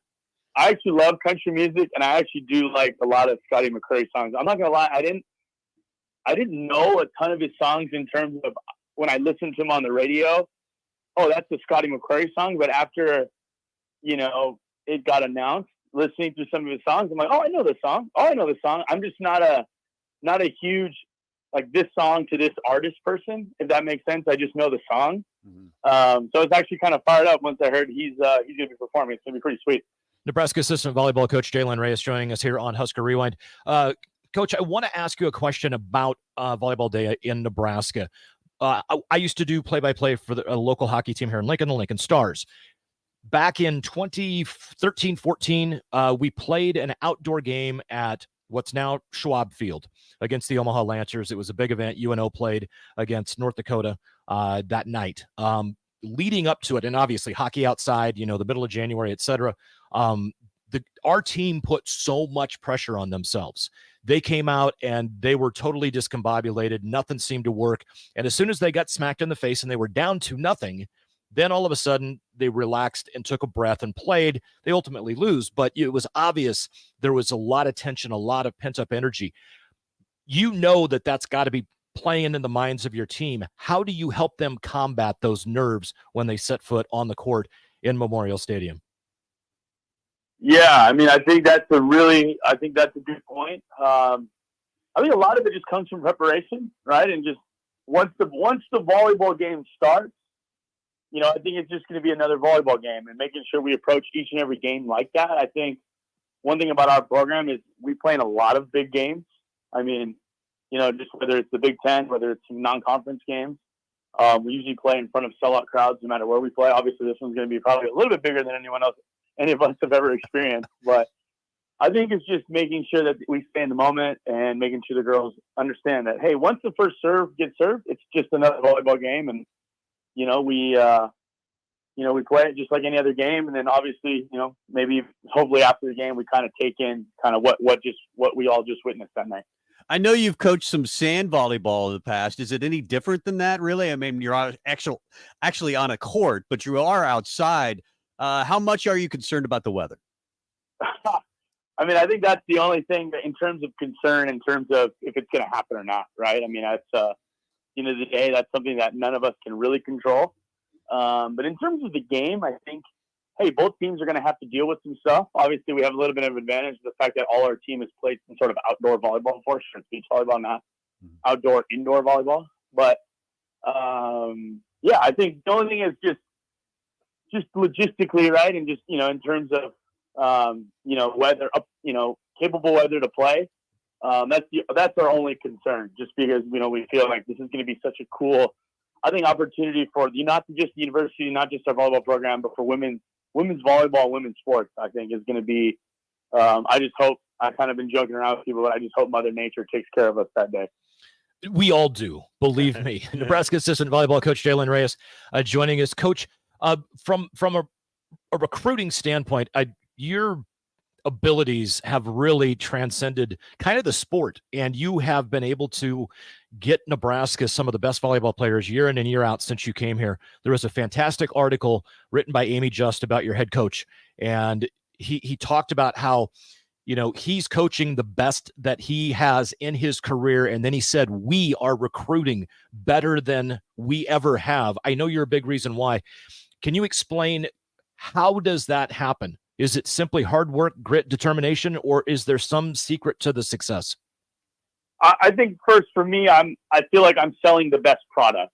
I mean, you can be a great salesman or okay salesman. A lot of it comes down to the product you're selling. So I would start there. I mean, you just get someone to come out here, and it's pretty impressive what you can see in terms of obviously the conference we play in, the success of the program, the history of the program, how much the school and the university and the community supports this volleyball program is honestly unlike any other school. And I know there's some other schools that have some amazing facilities and they support it well, but there's nothing like how they do it here in Nebraska. So I would say that. I'm not saying anyone can do it, because I think I do work really hard. But I don't know. I think it's a combination of just identifying talent, connecting with people, and just, I don't know, making them feel like there's a plan for them here and there's no better place for them to play than Nebraska. I think, Coach, and the other thing is just being able to play for a legend like Coach Cook, I think is kind of a once-in-a-lifetime opportunity. I mean, that's one of the reasons I decided to come here, was for the volleyball program and for the ability to work for Coach Cook and learn from him. So I don't know. I think Coach also has had, if you look at the record books, he's had a lot of talent throughout his time. So I don't know if we're necessarily recruiting any better. Obviously, if he said it, then I'll take his word for it. But I think a lot of it is just, hey, can we get out on the road? Can we share Nebraska volleyball with people and share our message with people and share how awesome this place is? And we feel like, and then obviously within the rules, being able to connect with kids and families via, depending on if it's camps or if they come to matches or if it's some of the USA stuff I coach, being able to just connect with people. And I think we've done a really good job of that.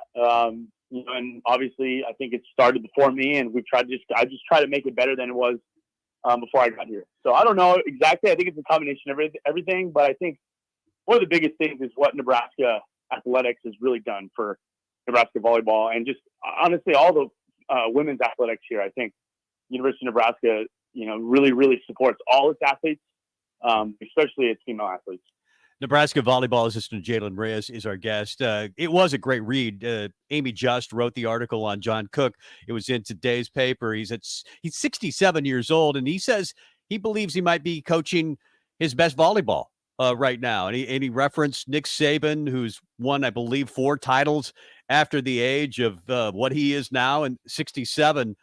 Do you see him coaching to 71? I think that's where Nick Saban is right now.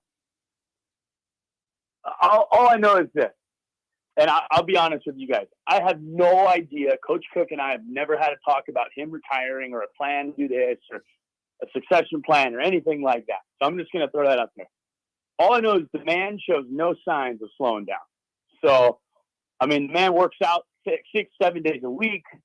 He's constantly on the phone trying to learn from people, whether it's team building stuff, whether it's coaching, whether it's volleyball, whether it's, anything. Obviously, he's put a ton of work into this outdoor match. He's working on some other ideas for down the road, some non-conference scheduling stuff, obviously.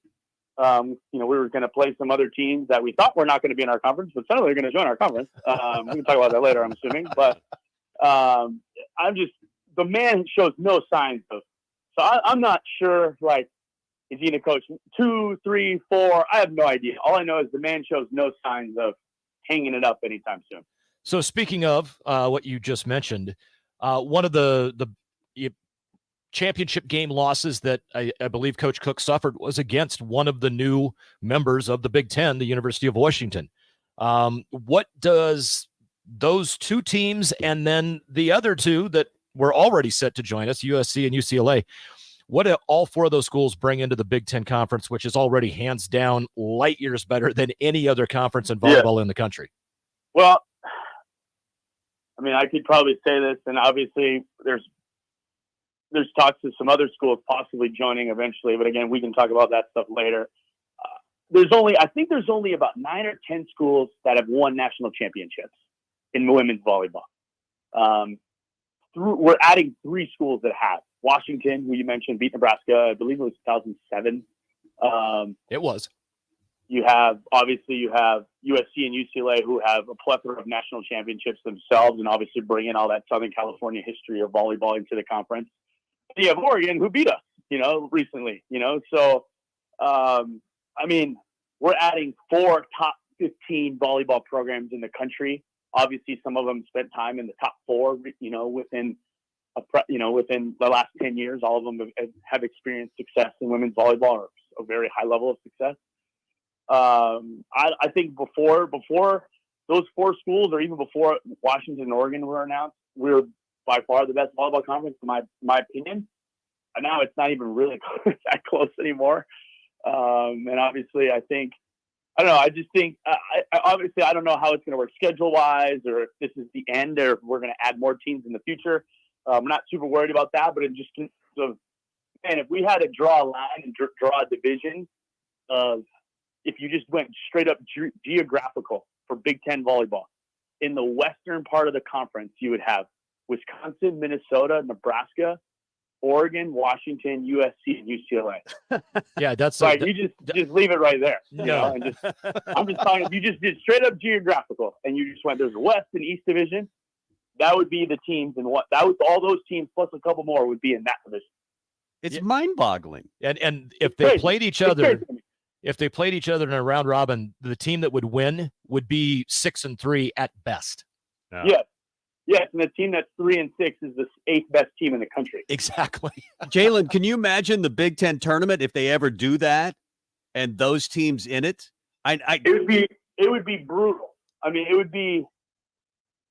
it'd be tougher to win. I can't think of it a college basketball. I know they're talking about, the Big 12 with this new league they have, how competitive their basketball would be, but it would be you would need to throw Duke, Carolina, Kentucky, and UCLA in there to make it, to make it actually kind of close. Teams that are borderline the Big Ten, how the conference stands right now before the 4 Pac-12 schools came in, a school like Illinois, Michigan, who are around 500 at the end of the year, they're going to the second round of the tournament, Sweet 16. That's how good those teams are. Now it's you can make an argument, those the middle of pack teams will slide down. Yeah. But it's not like those teams got worse. It's just we added 4 schools that are all top 20 programs. Yeah, it's absolutely brutal. Does it help you though in recruiting? You think you would think it helps USC, UCLA, Oregon for sure, Washington. Does it help Nebraska to be in California? I think it's going to help recruiting. I mean, now it's unquestionable. Obviously, it makes it a little more competitive because now those 4 schools can sell. They're in the best of the conference too. It's so hard to know, right? I think obviously, in general, I know people are saying it's not about the money, but obviously I think people are making these decisions based on the TV contracts. So I think, just in terms of recruiting, it's going to help everybody just because that TV contract's going to go up and there's just more money going around, better facilities, better coaches, better whatever, resources for the athletes. So I think just in general, I think it's kind of like a rising tide will lift all boats. And I think a lot of it has to do with the fact that all these great institutions are now all kind of have common grounds, if that makes sense. Yeah, it really does. Nebraska assistant volleyball coach Jalen Reyes joining us here on Husker Rewind on 93.7 The Ticket. Coach, the volleyball program was the beneficiary of a very, very nice donation to the 1890 Collective that's going to help out your players in NIL over the next 5 years. Talk about what that means to you guys. I know you're not involved in it. The school's not involved in it at all. But, man, that shows the dedication, the love, and the support that the businesses, the fans, and just Husker Nation has in the team that you coach, doesn't it? Yeah. I mean, I don't honestly, guys, I don't really know much about it besides the headline news that everyone read. But it's just, again, going back to you asking me a recruiting question, and it's crazy to me ever since I've gotten here to see and be a part of like the support that this place, at the end of the day, the support that our girls get.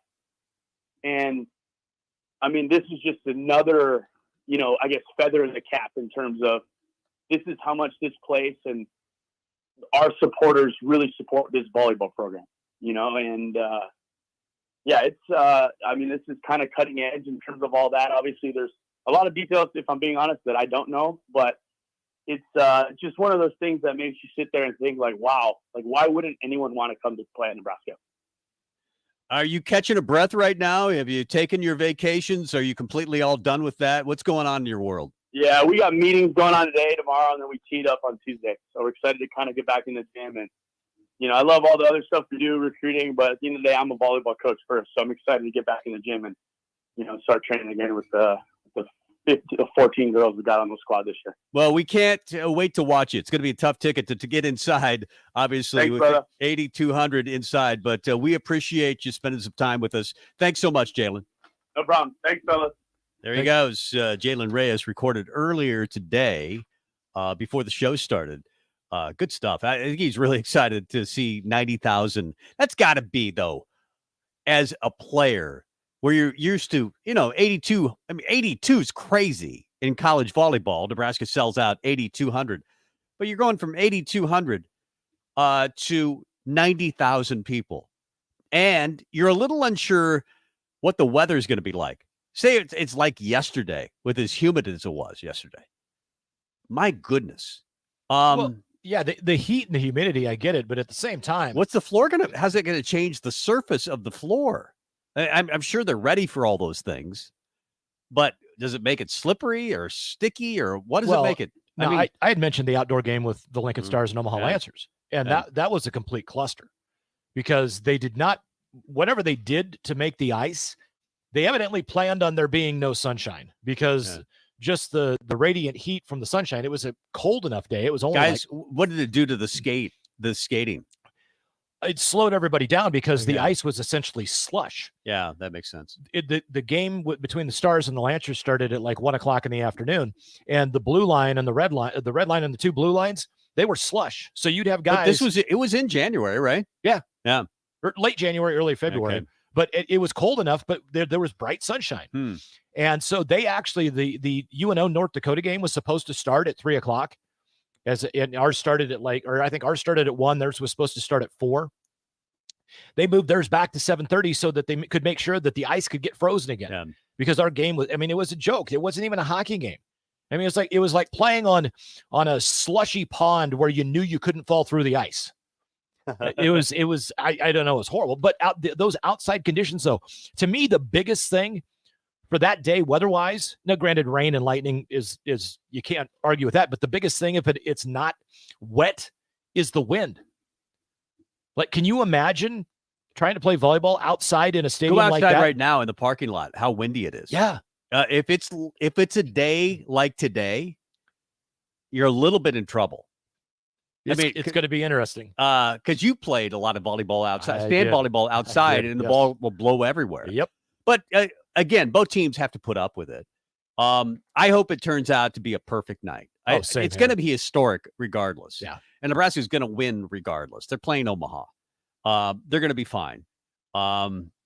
You read the article today about John Cook. I read it as well. Well written, as most stuff, all the stuff from Amy Just is. But I thought it was a really good. I didn't know that he broke horses, John Cook. I guess I knew that he had that ranch in Wyoming, but it overlooks the Tetons, the Grand Tetons, and he's been raising horses for years. And he says he's learned a lot from raising horses and how well it translates to volleyball. He basically said horses are a little bit like volleyball players. Well, Because you have to train them and be very patient with them. Well, the one thing that he alluded to, and this is where I asked Coach Reyes about, I went through it with the Stars. Like they were all in their own heads about they're playing an outdoor game, and there's, I had 12,000 people-ish were there. But the biggest crowd that any of those guys had ever played in. But I mean, you could tell, like our team riding up there on the bus that day, I knew we were in trouble. I mean, you just knew we were in trouble.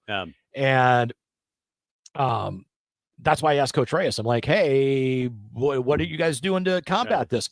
What Coach Cook says in that article by Amy Just, though, he talks about if you show any bit of nervousness, if you show any fear, if you show, like, the horse can sense that.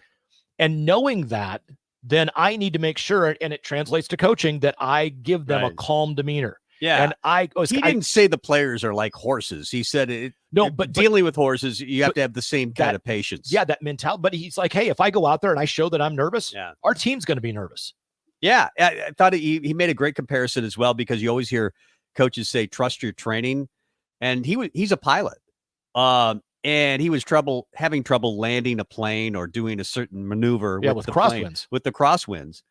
And his teacher just said, hey, trust your training. And it clicked with him and made him a better coach with that as well. He says he's a better coach now at 67 than he ever has been. And we talked about Nick Saban at 71, has won 4 titles since the age of 60. Coach Cook has won 2 since the age of 60 and really could have won 4. Lost those 2 others by 5 points. And he's taken a lot from that. I think this will be one of the more fascinating years, because you're talking about like a Duke type team, one of those Krzyzewski coach teams at Duke, where you're getting, the best high school players in the country, to some other team that relies heavily on a transfer portal. And that's Wisconsin. They get good high school players, but they're relying heavily on the transfer portal. So it's not that Nebraska doesn't have experienced players. They do. It'll be a good mix of young and old. But Wisconsin's really old. They are. Like the team this year for the Huskers, John Cook has got 9 girls that are freshmen or sophomores, and 5 of them that are juniors, and no seniors. Right.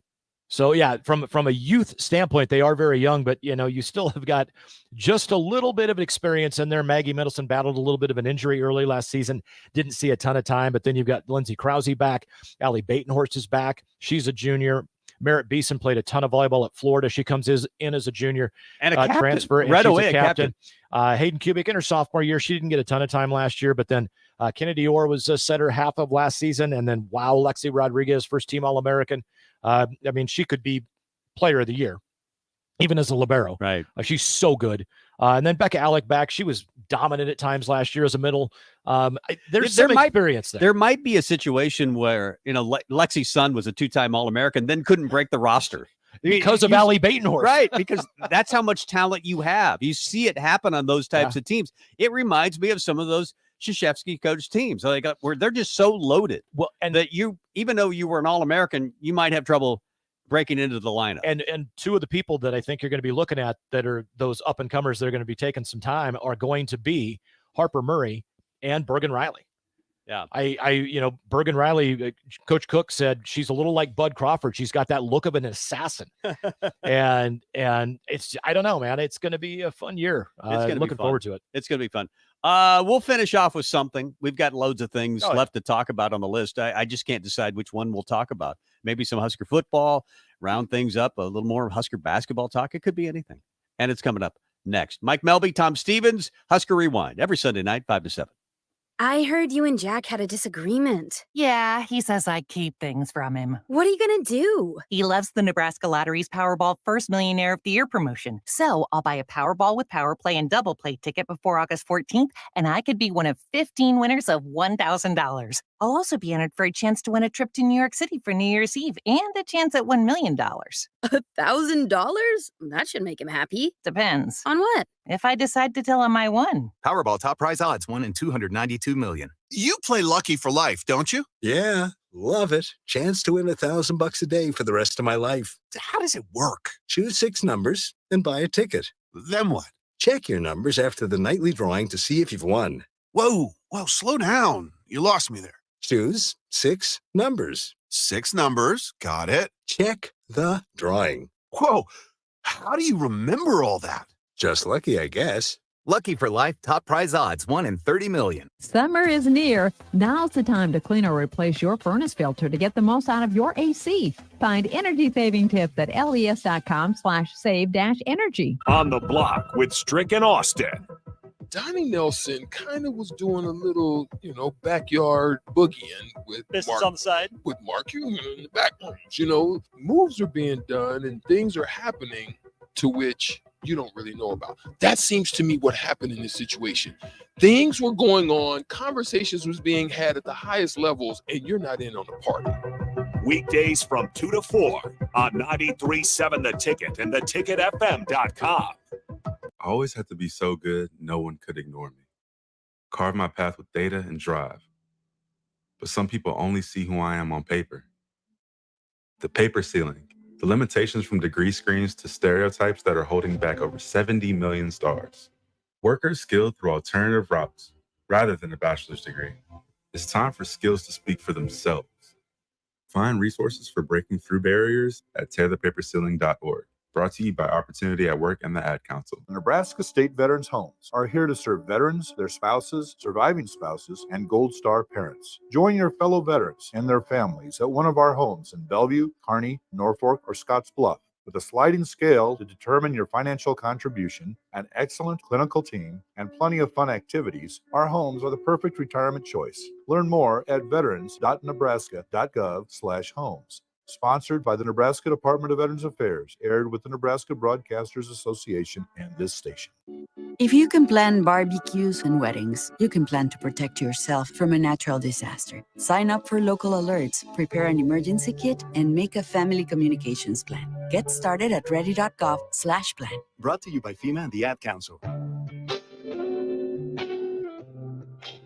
This is Sunday Rewind on 93.7 The Ticket and theticketfm.com.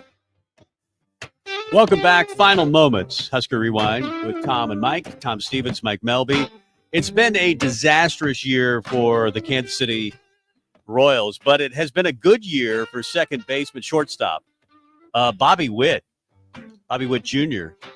Friday night, he became the first major league player to have 20 home runs and 30 stolen bases in his first 2 years in the major leagues. So in a very bad year, at least they've got that going for him, which is nice. And he'll be the first, but Bryce Matthews, the former Nebraska baseball player, will be the second. That's right. Oh, by the way, Bobby Witt's dad played for your favorite team. And I was going to say, it's been quite a year for my Texas Rangers. They just won their 6th in a row today. So must be nice to follow a good baseball team. It hasn't been that way for a decade. Well, it happens that way for the Royals every 30 years. It's like clockwork. They win a World Series. So, well, it's like clockwork. Texas never wins a World Series. So, why am I so giddy about Nebraska getting a point guard? Do you think this turns the corner for them? Do you think this makes them? Well, again, I mean, last year they were 16-16, but they did have the best second half record in the Big Ten. Yeah. I mean, you look up and down the lineup. I like this team. I think that as long as Boogie Coleman fits in chemistry-wise, I mean, if he comes as long in, as he's just not a disruption. I'm just saying, do your job. If he comes in and he's Alonzo Verge or Cam Mack, then I don't think we make the NIT. I don't think we finish 500. But if he comes in and he's a guy that fits the mold like a Sam Griesel, where he's a leader, he's a 6-year guy, he's going to help the team get better. He's going to be a glue guy, a locker room guy, and do anything you need to be guy. Yeah, I like this team. I really do. Look how big it is. Rick Mass is 6'10". Josiah Alec is 6'8", and a very good rebounder. Eli Rice, I think, will play 6'7". I guarantee you he's even start. Bryce Williams is 6'7". Aaron Ulis is no longer on the team. Cale Jacobson might surprise you I at think he's going to 6'4". play. He can play everywhere. We know all about Keisei Tamanaga playing for the Japanese this summer. I really wonder about Blaze Kita. Can he stay? Can he come back from injury? But he's 6'11". Jamarcus Lawrence is 6'3", could really shoot it. Jawan Gary only played a little bit in Spain, but it was 6 for 6. He's 6'6", and maybe the most physical player on the entire team. Ramel Lloyd, I should say, is 6'6". Hoiberg is only 6 feet tall, but was really valuable, as we saw last year. And C.J. Wilcher is 6'5", and had a very nice Spain trip. Nice trip to Spain. So this is a big team. Yeah. There's a lot of guys 6'7" and up. There are, and the key thing though is how do you handle the situations? The one thing that has been the knock with Hoiberg's teams since he's been here is those scoring droughts, which are highly unusual for a guy that scored the ball the way he did for his teams, because that was never the case before. At Iowa State, I take the Bulls out of it, but the scoring droughts have got to be as short as possible. And as we were talking, get old and stay old. And this team is really old. And that's where I think that 8-0 run by, Michigan, an 8-0 run by Purdue, an 8-0 run by Michigan State. And I think it ends at 8. It doesn't get to 12. It doesn't get to 14. It doesn't get to long enough to too. unmanageable. They can stop those runs because they'll be able to defend. Well, They're really long. Well, but I mean, the thing is, you have a long rebound that goes for a fast break and a bucket, and then you miss 2 shots and they hit 2 threes and kind of just normal back and forth. That's an 8-0 run. Yeah. I know we're so old. We're the only ones that remember those early Danny Nee teams, the 90-91 team. But some of those early Danny Nee teams, they would shoot poorly, but they would kill teams because they could rebound so well. They would get a lot of offensive rebounds. I could see this team getting a lot of offensive rebounds.